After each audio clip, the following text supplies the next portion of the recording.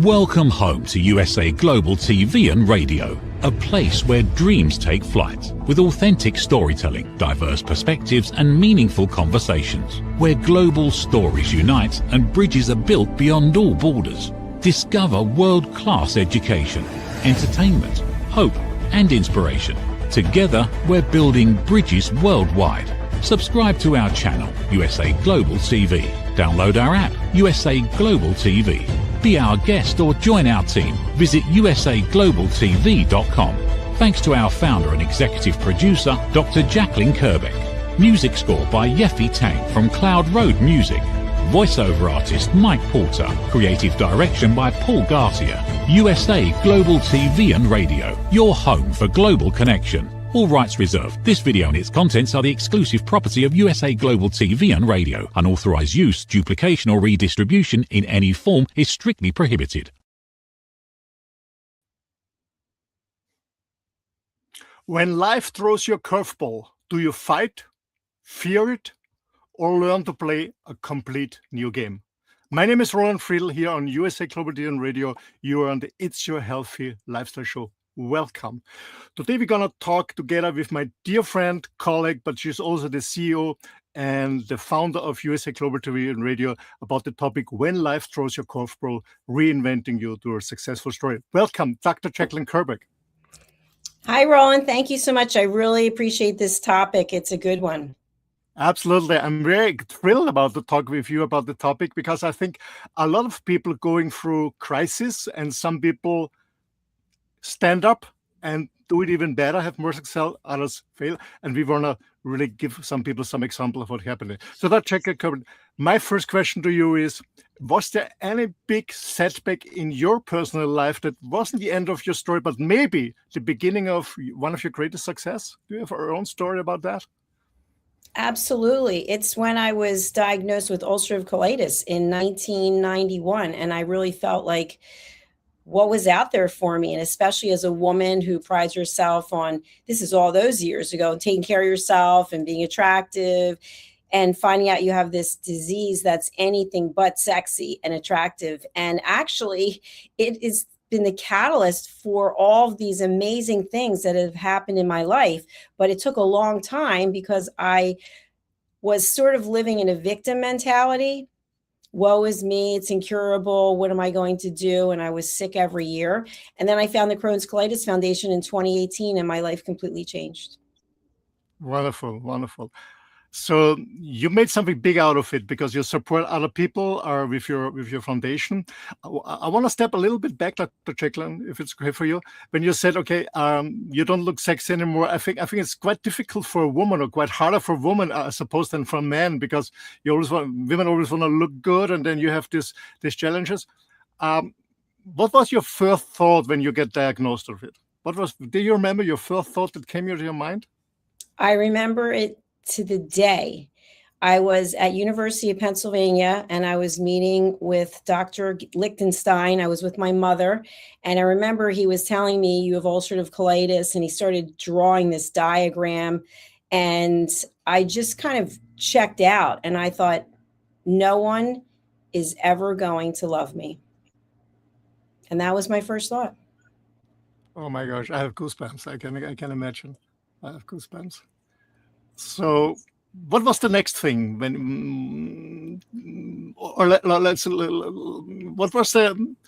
What changed your mind that you said, okay, I make the best out of it? Did you have a role model, or did you had a coach or some support from outside, or how did you handle the situation to stay in a positive mindset and say, okay, I keep going, whatever's going to happen?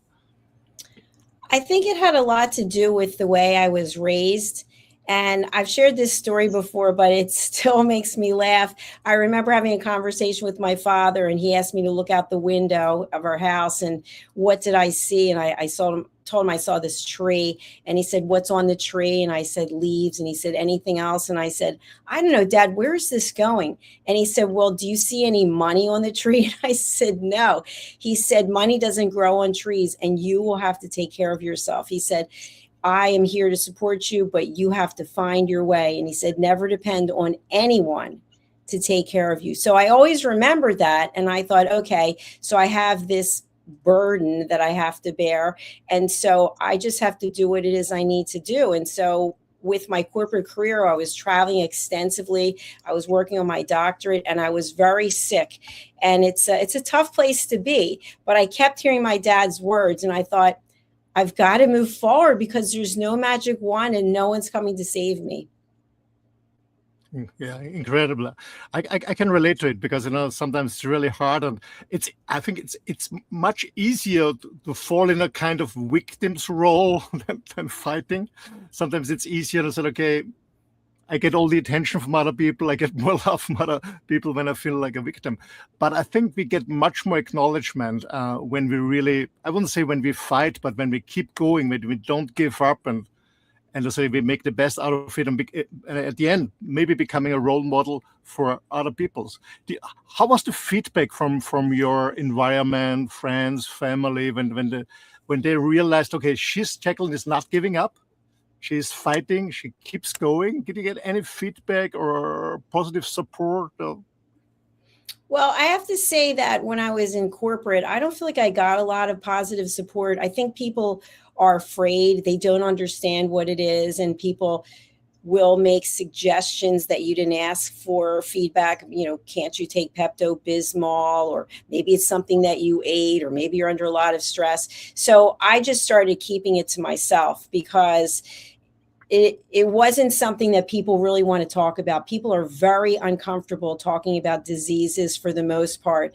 But what I did find was when I was introduced to the Crohn's Colitis Foundation, there were people who totally understood what I was going through. I didn't even have to explain my situation or how I was feeling.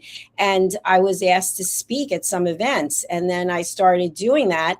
And then people started coming up to me and saying that listening to my story and what I went through just to get there to speak was really life-changing. And I remember the first time someone said that to me, and I just started to cry because you don't realize how you can actually help someone else. Yeah, 100%. You said something very important, Dr. Jacalyn, because a lot of people are overwhelmed. They don't know how to handle the situation when they meet someone who has sickness or any other challenges and trauma. They don't know how to react. They don't know what to say. What is your advice as somebody that went through a situation like this for people who are maybe listening to the show and said, okay, when I'm in a similar situation, a friend of mine, a family member had whatever issues, what is your advice how people can approach it? Because some people really don't know what to do. They would love to say something or do something, but I guess they're a little bit scared to say the wrong thing or do the wrong thing. What's your advice?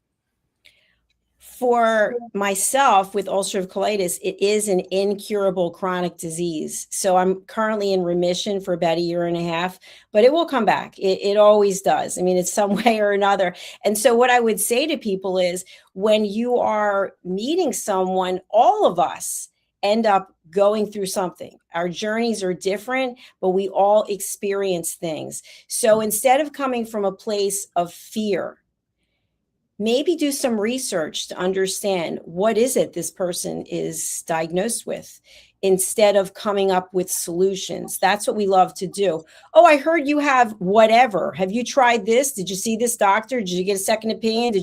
So we give these solutions because we feel uncomfortable. And I've done it myself. I do it myself. And then I catch myself and I think, why did I say that?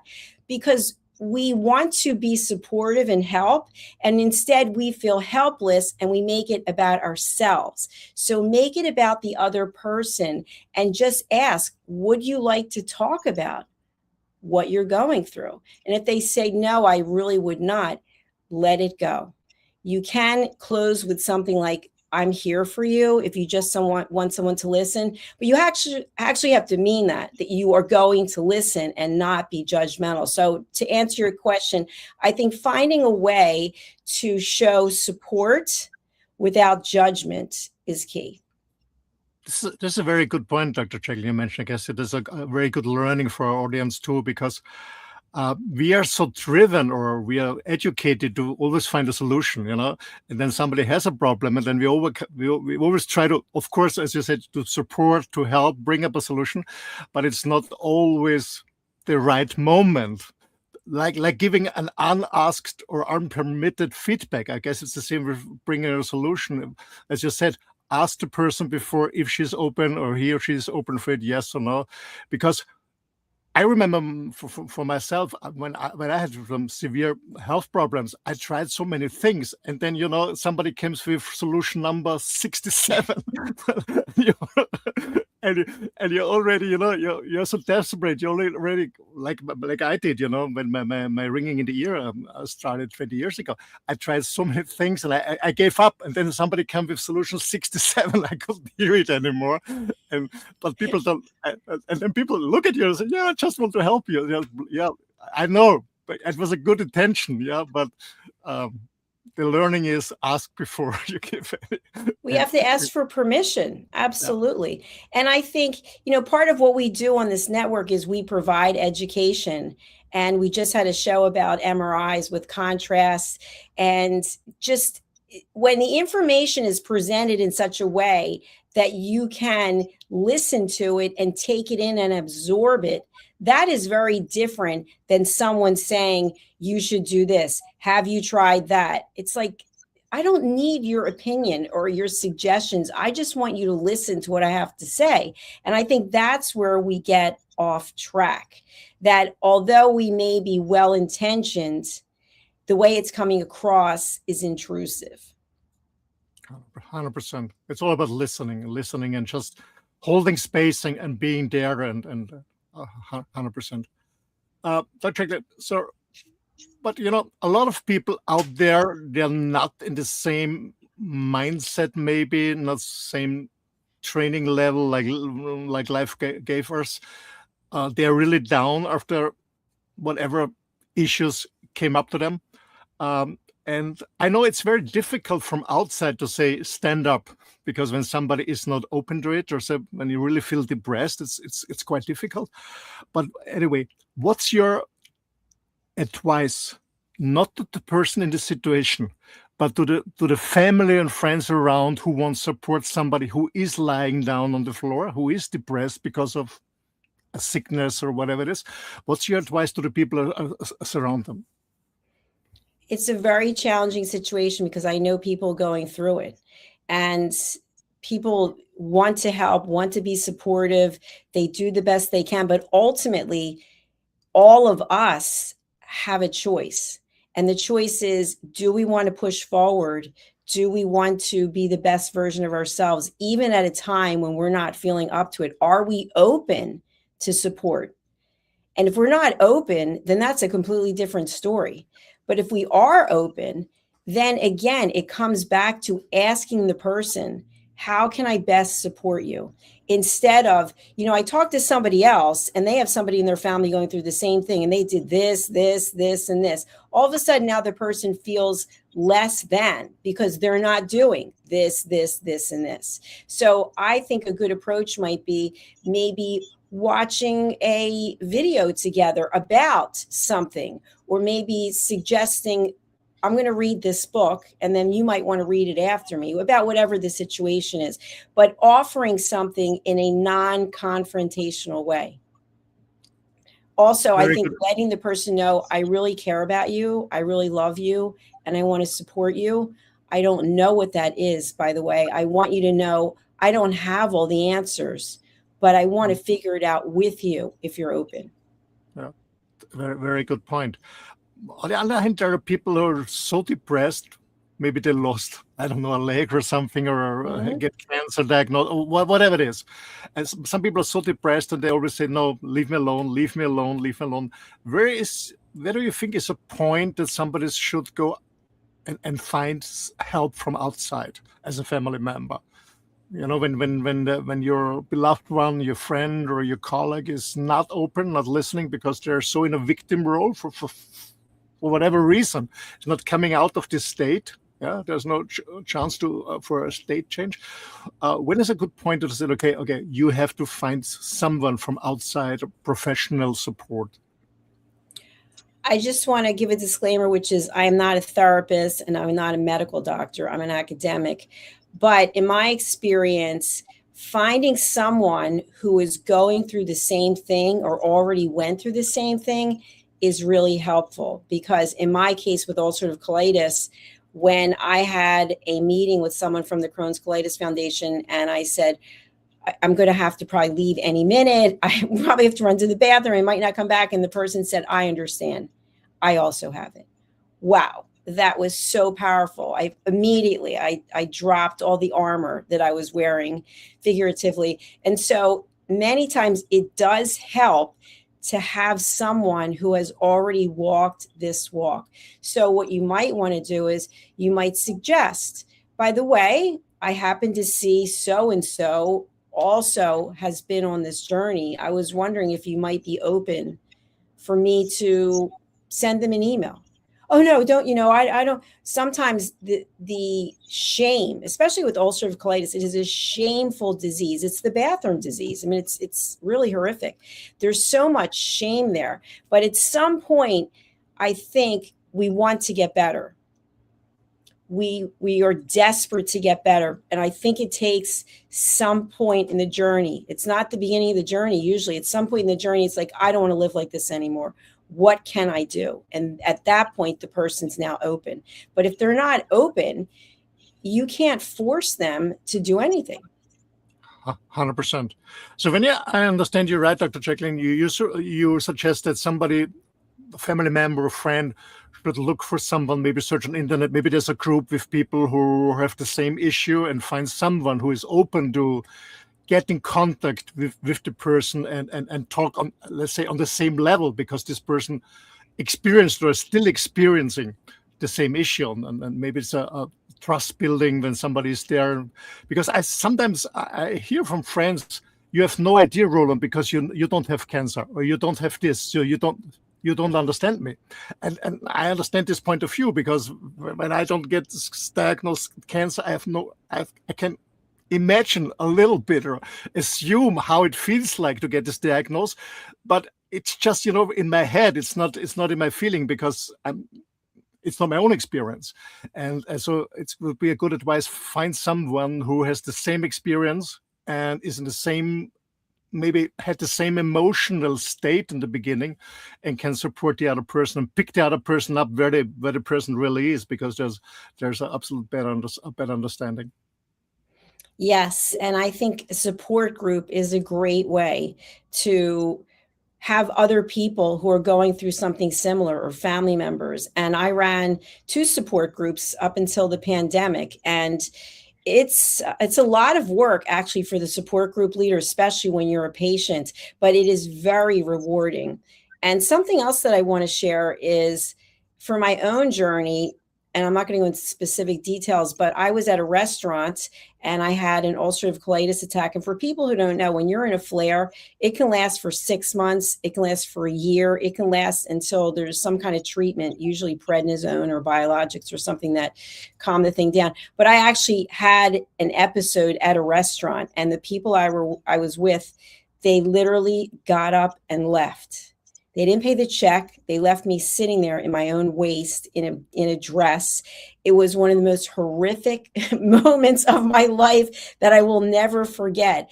And I actually forgave the people, because to them, it was so horrifying and they didn't know what to do. And many people would know what to do. But, you leave someone who's at their lowest moment and has to figure out, who can I call to get close? Who can I call to come and help me? And not everybody's going to answer that call, by the way. So I think we have to have some understanding and be able to forgive people, but not necessarily forget that when something happens, that might not be the person that you want to call. Yeah. 100%. You mentioned shame. Some people really feel ashamed or even guilty because they made an accident and it was their own fault, maybe. And what you said, you mentioned going to a similar group or a supportive group. And I think a good approach is, for people who feel ashamed or guilty, is just to attend and not feeling forced to talk and open up, just being there and listening and listen to other stories, and then maybe finding out, okay, I'm not the only one who is suffering this and this, or feels ashamed or feels guilty or whatever. I remember from leading the 2 support groups for the Crohn's Colitis Foundation, we had one person who was not happy about being there. And you could tell, I mean, you could just see from a person's facial expression. And so when I was just setting expectations for the meeting, we actually were meeting in person back then, it was no one is being compelled or forced to speak. This person had been asked to attend by one of their family members who was also there. And, you know, with the arms folded, and, you know, you can tell that they don't want to be there. And so they didn't say anything for maybe the first 3 sessions that we had. And then finally they spoke up, and it was a major breakthrough, because many times people will come to support group meetings feeling angry. Why do I have to do this? Why do I have to tell people? I'm already sick. I'm mad that I'm sick. I'm mad that the system is not easy. You know, it's hard to get approval for drugs. I mean, for example, today I have an injection that I use for, it's called Dupixent for facial eczema. And since I changed my diet, I haven't been using, you're supposed to use it every 2 weeks. And I called today to find out if I could get my prescription just in case. And it's $2,700 just for the prescription for 2 weeks. And so, you know, I'm not going to be paying that. But for many people, they can't even get the medication that they want. And so they're angry, and you can't blame them. So just let them know this is a safe space when you are ready. 100%. 100%. So, Jacalyn, we go to a short commercial break, and afterwards I'm looking forward to continue our talk, our journey about the positive way what's coming out from this learning. So let's go in a short break. We are back in a minute. What if many of the problems we associate with aging are not random? What if there are identifiable causes behind declining energy, chronic disease, and memory problems? We have been told that aging is simply something we must accept, that slowing down is normal, that growing older means growing weaker. But what if that's only part of the story? Why do some people remain active and engaged well into their later years? Why do others struggle with disease, fatigue, and declining health? What is happening beneath the surface? What processes drive aging? In Aging Sucks, researcher, educator, and author Red O'Loughlin explores what researchers have discovered about why we grow older. No medical degree required, no confusing jargon, just clear explanations of what researchers have discovered about the processes that influence aging.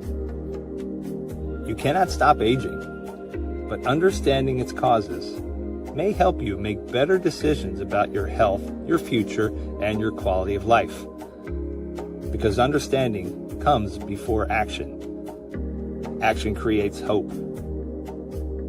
Aging sucks. End the guesswork. There is hope.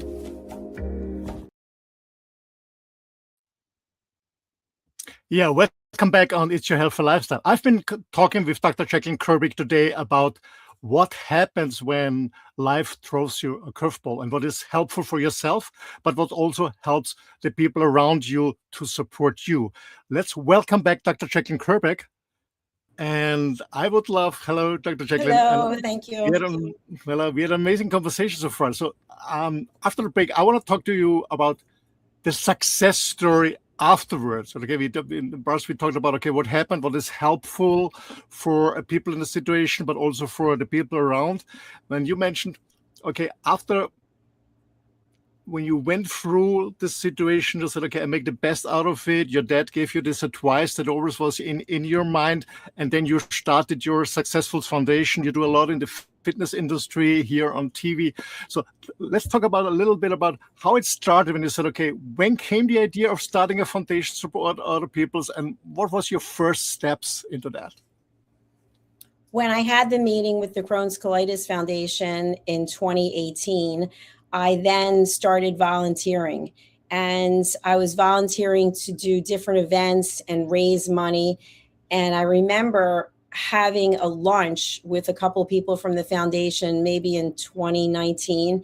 And they said they were really concerned because I was so involved. I was doing the run, I was doing the spin, I was doing the walk, all the different events that they had, I was doing. And to me, it was so important because I felt this sense of community.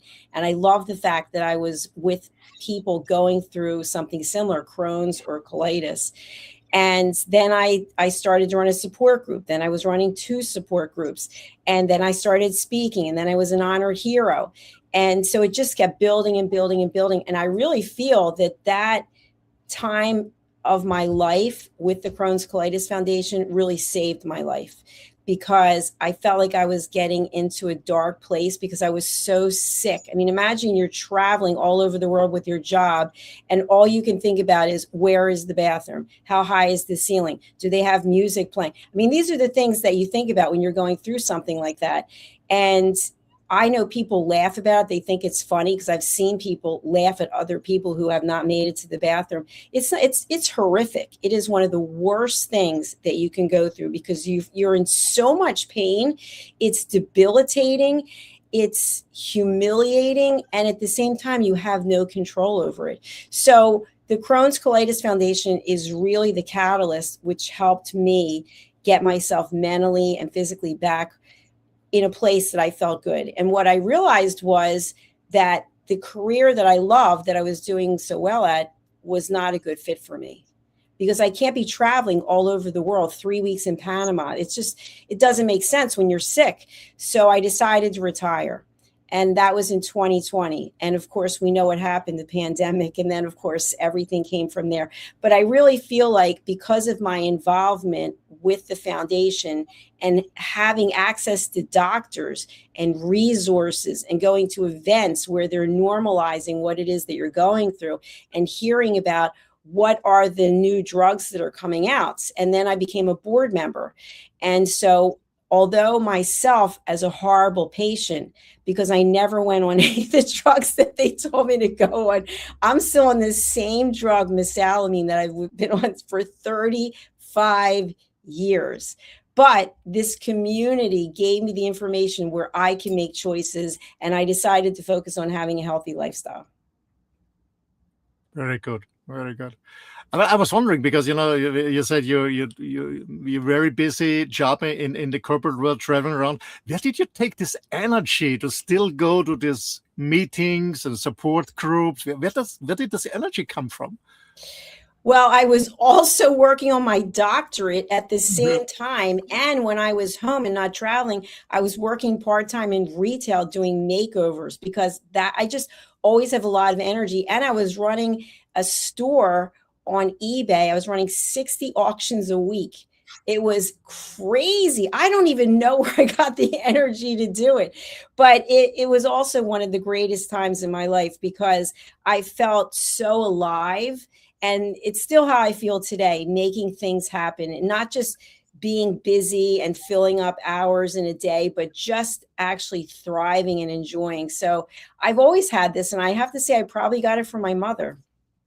Okay. Would you say, Dr. Jacalyn, that being that busy and occupied and running different things helped you? I don't know how to, not to think about your pain and things. Was this a way for you to be distracted from your pain of what happened to you? I think so. Although I'd have to say with ulcerative colitis, I mean, you can only be so distracted before you're running to the bathroom. And sometimes, you're crawling. And at the worst, last year, in the beginning of the year, 50 times in a day running to the bathroom. So it's very hard to be distracted, but mentally thinking about, how am I going to get past this? Because if I'm not taking prednisone and if I'm not going to take these biologic drugs, I've got to mentally will myself to get better. And that's what I did. And right now, as I'm standing here speaking to you, I am covered in hives that I've had for 2 days. But today my schedule is packed. I don't have, if I could start ripping my skin open if I wanted to, but I'm just concentrating on what I'm doing. So I do believe mentally we can will ourselves to do things that we didn't think we could. 100%. I remember when we met last year in June in Vienna, and if I wouldn't have known what you're suffering from, there comes this lady we meet for the first time in this restaurant on this boat, and says, full of energy, fully present. If I wouldn't have known it, I would never checked out that you're suffering from cholestatritis, because you're just a powerful lady, and always very positive. Thank you. I appreciate that. Well, I have to say, because I am here and doing what it is that I'm doing, I am very grateful. I feel like I have the greatest life in the world. And I know there are plenty of people who wouldn't want my life at all. People do not get me. Like, you don't go on vacation. You're not taking the weekends off. You're not going to the beach. You're not. No, I'm not. I love what I'm doing, and people don't get it, but that's okay. I don't need external validation. So maybe it's part of the fact that I'm so grateful that I have the options that I have, and then I've created what I have. Very good. Dr. Jacalyn, you mentioned that when you found out, okay, traveling is really difficult for you, more and more or less, you go to retire to something different. Would you have retired if you wouldn't be sick? Would you still be in the corporate world and not doing TV shows or whatever? I probably would have. And I'm going to admit something, which it's not hard for me to admit because it's the truth. I did not work to my potential when I was in corporate. I had a very high paying job. It wasn't that hard to do. There are people who did it a lot better than I did, believe me, but I didn't give all that I could have given. And I don't know what that would have been like if I wasn't sick, but I can tell you today, I give every ounce of what I have to what I do. So I think I felt like I was emotionally dying in the corporate world. And that's no disrespect, because I really appreciate the opportunities, all the people I met, my clients, etc. But now I just feel like I'm thriving, and I still have the disease, but I just feel like I have the greatest opportunity in the world. I and also all my colleagues here on the platform, and what we call a USA Global TV and Radio family, we can 100% confirm you give everything. You're always there for us and very supportive. Dr. Jacalyn. Thank you. I thank you in the name of all of my colleagues. I thank you in the name of all of my colleagues. What you're doing is really amazing. Dr. Jacalyn, for our listeners or our audience, you want to take some time? No, I'm okay. Go ahead. Okay. Would you, in general, say to people, if you're go to a crisis, it's time to reflect about your life, your social life, your business life, and maybe it's a good starting point or a good moment to start something new? I think so. I think our bodies tell us things and we don't want to listen, and we just keep plugging on and plugging on. And you and I have had this conversation before, but there's so many people out there who are getting through the day. I can't wait until the end of the day. I can't wait for the weekend. And they're not actually enjoying the journey. And so to me, I'm not forward thinking 5 years from now. I know we have to have business plans, etc. But I think if we actually spend the time appreciating what we're doing at this very minute and being present. You and I are doing a TV show right now. We're not doing anything else. We're not like looking up things. You can always tell when people looking things up. You can see like the reflection in their eyes or their glasses. But being present, when you're going to do something, put the phone down, be present, and realize this is an experience. This is the youngest I will ever be at this very minute, and appreciate it. 100%. 100% good advice. I have a question that's always on my tongue because, I met some people and I saw them also on different videos that have, I don't know, some challenges after an accident, ending up in a wheelchair or even worse. And then they always say, after years, they say, that's the best thing that could happen to me. And I said, what the heck are you talking about? Would you admit the same, that this sickness is the best that happened to you because it gave you an opportunity to rethink your life? Would you also admit this? Oh, absolutely. It is. So that's why I don't even mind having it anymore. I mean, it's kind of like it just becomes part of you. But I think by having a positive mindset and obviously managing your diet, and of course, we've interviewed thousands, tens of thousands of people here, and people will share that. They'll say, I didn't want to end up the way that I did, but I realized it was the greatest thing that could have happened to me because my life was, whatever they might say, out of control. It had no meaning. And then they find a purpose, and it's a catalyst, a jumping board for them to move forward. 100%. I have goosebumps, and I have my deep respect, Dr. Jacalyn. 100% my deep respect. Unfortunately, time is running. We're coming to an end. Dr. Jacalyn, what's the best way that people can contact you? The best way for people to contact me is through our website, which is USA Global TV and Radio. It's on the screen right now, especially for anyone who's interested in hosting their own TV show, whether it's in English or another language. Thank you, Roland, for having me on the program today. I really appreciate it. Thank you, Dr. Jacalyn. Bye-bye. Yeah, this was another episode of It's Your Healthy Lifestyle, and I absolutely enjoyed it. I still have goosebumps. If you want to contact me, go to Roland Friedl. That's my website. And if you want to contact me, my email address is office@rolandfriedl.com. So not done. Please go to also our YouTube channel. You see all the recordings. If you missed the show or want to see it again, or maybe best way is recommend it to your friends and family. Go on YouTube. You find us on USA Global TV and Radio, and also on Dr. Jacalyn Kerbeck. You have all other shows from our colleagues here. And if they haven't done so far, subscribe and hit the bell. Thanks for joining us. See you next time for the next show. Thank you, and bye-bye.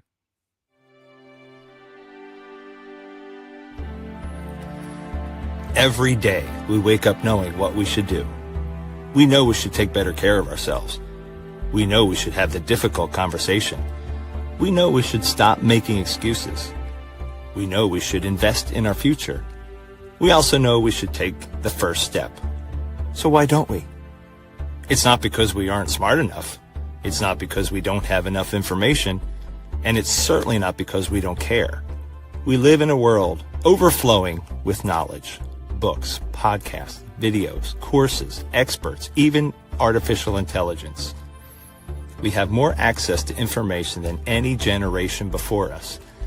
Yet so many of us are still waiting for the right time, waiting to feel ready, waiting until tomorrow. But tomorrow becomes next week becomes next year, and before you know it, another opportunity has passed us by. The truth is, knowing has never been the finish line. It's only the starting line. Our lives don't change because we know more. Our businesses don't grow because we know more. Our relationships don't improve because we know more. And our health doesn't transform because we know more. Everything changes when we act. When we choose courage over comfort, progress over perfection, action over intention. The question isn't, what else do we need to know? The question is, what are we going to do with what we already know? Stop. Why Knowing Isn't Enough by Dr. Jacalyn Kerbeck. Because knowing opens the door. Action changes your life. Available September 2026.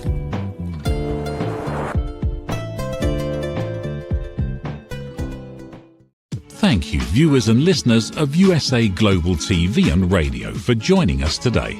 We're honoured to have your time and attention as part of our global community. At USA Global TV and Radio, we believe in the power of authentic conversations, meaningful connections, and creating a world of possibilities together. Want to be part of something bigger? Join our team of elevated listeners at usaglobaltv.com, a space where your voice matters and your ability to listen transforms relationships. Stay connected with us across all our platforms for thought-provoking discussions, expert insights, and empowering stories. Subscribe to our channels at youtube.com/c/usaglobaltv. Follow us on social media and explore the endless opportunities we're creating for growth, learning, and inspiration. Together, we're not just broadcasting, we're building bridges and changing lives one conversation at a time. For inquiries, contact us at info@usaglobaltv.com. Produced by Executive Producer and Director Dr. Jacalyn Kerbeck. Voiceover by Mike Porter. Creative Direction by Paul Garcia. All rights reserved. Visit usaglobaltv.com to view our full terms and conditions.